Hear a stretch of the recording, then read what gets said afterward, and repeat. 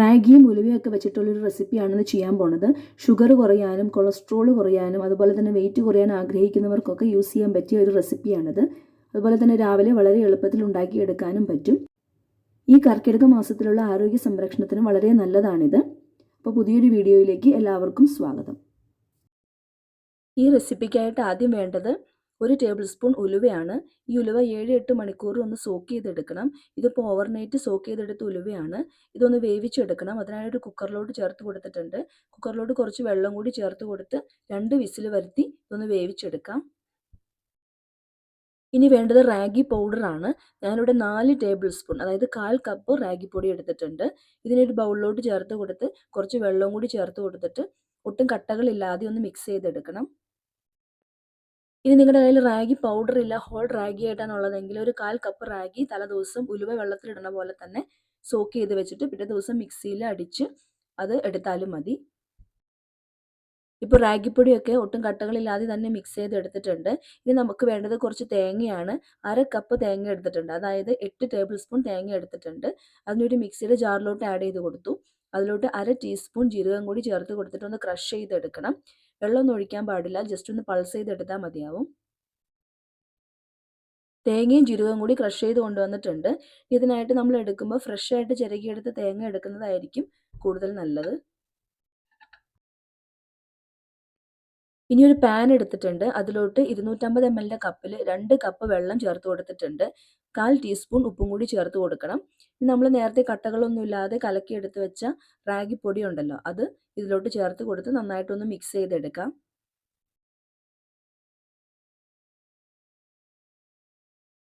ഇപ്പോൾ റാഗിപ്പൊടിയൊക്കെ നന്നായിട്ട് മിക്സ് ചെയ്തെടുത്തിട്ടുണ്ട്.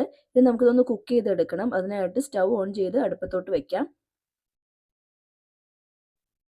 ലോ ടു മീഡിയം ഫ്ലെയിമിലിട്ട് വേണം ഇത് കുക്ക് ചെയ്തെടുക്കാനായിട്ട്. അതുപോലെ തന്നെ നമ്മൾ കണ്ടിന്യൂസ്ലി ഇളക്കിക്കൊണ്ടിരിക്കണം. റാഗി ആയതുകൊണ്ട് തന്നെ ഇത് പെട്ടെന്ന് അങ്ങ് കുറുകി വന്നിട്ടുണ്ട് കട്ട കുത്തിപ്പോവും. അതുകൊണ്ട് ലോ ടു മീഡിയം ഫ്ലെയിമിൽ തന്നെ ഇട്ട് കണ്ടിന്യൂസ്ലി ഇളക്കി കൊടുത്ത് കുക്ക് ചെയ്തെടുക്കാനായിട്ട് പ്രത്യേകം ശ്രദ്ധിക്കുക. ഇപ്പോൾ ഇത് നന്നായിട്ട് തിളച്ച് വന്നിട്ടുണ്ട്. തിളച്ചൊന്ന് കുറുകി തുടങ്ങുന്ന ഒരു നേരത്ത് നമ്മൾ നേരത്തെ വേവിച്ച് വെച്ച ഉലുവ ഇതിലോട്ട് ചേർത്ത് കൊടുക്കണം. ആ ഉലുവയും അതിലുള്ള വെള്ളവും എല്ലാം കൂടി നമ്മൾ ഈ റാഗിയിലോട്ട് ചേർത്ത് കൊടുക്കുകയാണ്. ഇനി അത് വീണ്ടും നന്നായിട്ട് തിളപ്പിച്ച് ഒന്നുകൂടി ഒന്ന് കുറുക്കിയെടുക്കണം. ഈ സമയത്തൊക്കെ ലോ ടു മീഡിയം ഫ്ലെയിമിൽ തന്നെ ഇട്ട് കണ്ടിന്യൂസ്ലി ഇളക്കി കൊടുക്കാനായിട്ട് മറന്നു പോകരുത്. ഇപ്പോൾ ഇത് നന്നായിട്ട് തിളച്ച് വന്നിട്ടുണ്ട്. ഉപ്പ് നോക്കിയപ്പോൾ ഉപ്പ് കുറവാണ്, അതുകൊണ്ട് ഒരു 1/4 ടീസ്പൂൺ ഉപ്പ് കൂടി ചേർത്ത് കൊടുത്തിട്ടുണ്ട്. അപ്പോൾ മൊത്തം നമ്മൾ ഇതിലോട്ട് 1/2 ടീസ്പൂൺ ഉപ്പാണ് ചേർത്ത് കൊടുത്തത്. ഇപ്പോൾ ഇത് നന്നായിട്ട് കുറുകി വന്നിട്ടുണ്ട്. കുറുകി ഈ ഒരു പരുവമൊക്കെ ആവുന്ന സമയത്ത് നമ്മൾ നേരത്തെ ക്രഷ് ചെയ്ത് വെച്ച തേങ്ങയും ജീരകവും ഇതിലോട്ട് ചേർത്ത് കൊടുക്കുകയാണ്.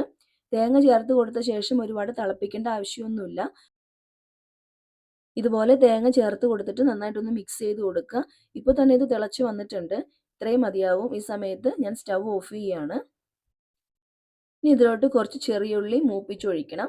അതിനായിട്ട് ഒരു പാൻ അടുപ്പത്തോട്ട് വെച്ചു. അതിലേക്ക് 1 ടേബിൾ സ്പൂൺ നെയ്യാണ് ഒഴിച്ചു കൊടുത്തത്. ഇനി ഒരു 5-6 ചുവന്നുള്ളി ചെറുതായിട്ട് അരിഞ്ഞതും ചേർത്ത് കൊടുത്തിട്ട് നല്ല ബ്രൗൺ കളറായി കിട്ടുന്ന വരെ ഒന്ന് റോസ്റ്റ് ചെയ്തെടുക്കണം. ഇപ്പോൾ ഇത് നല്ല ബ്രൗൺ കളറായി കിട്ടിയിട്ടുണ്ട്. ഇത്രയും മതിയാവും. ഇനി ഇതിനെ നമുക്ക് നേരത്തെ റെഡിയാക്കി വെച്ച കഞ്ഞിയിലോട്ട് ചേർത്ത് കൊടുക്കാം. ഇത്രയേ ഉള്ളൂ. റാഗി ഉലുവക്കഞ്ഞി റെഡി ആയിട്ടുണ്ട്. നല്ല ചൂടോടുകൂടി കഴിക്കാനായിട്ട് നല്ല ടേസ്റ്റാണ്. അപ്പോൾ എല്ലാവരും ഒന്ന് ട്രൈ ചെയ്ത് നോക്കുക. ഫീഡ്ബാക്ക്സ് അറിയിക്കുക.